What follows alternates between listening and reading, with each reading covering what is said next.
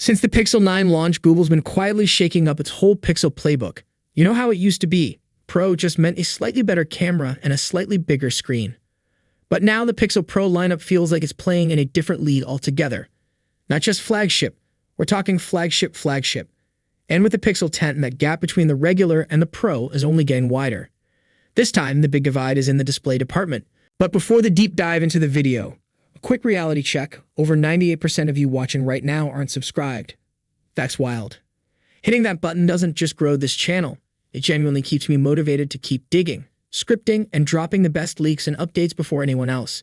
If you made it this far, chances are you're into it. So why not make it official? Thanks, and let's dive in. Word is the Pixel 10 Pro is getting a serious visual upgrade, thanks to a higher PWM refresh rate. But of course, only the Pro models are getting the love. If you've ever stared at a Pixel screen and felt your eyeballs twitch a little, you're not crazy. One of the long-standing complaints has been their lower PWM pulse width modulation.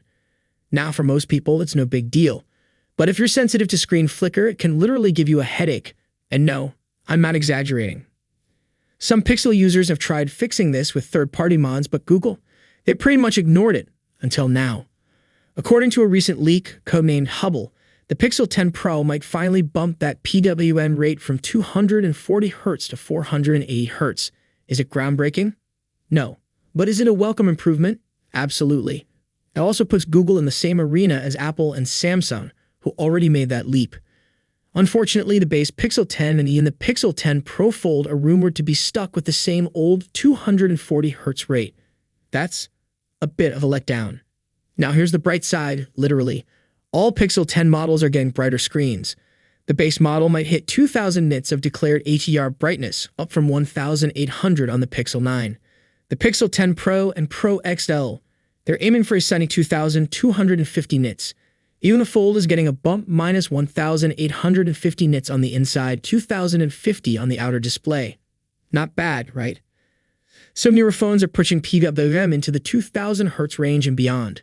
That's a massive difference in eye comfort, especially for people using their phones all day, every day.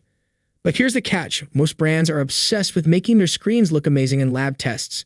They chase brightness, color, contrast, but forget that we're actual humans looking at these displays, not robots. Slower PWM helps with those fancy specs, but it can make long usage feel like staring into a headache. That said, don't get too carried away just yet.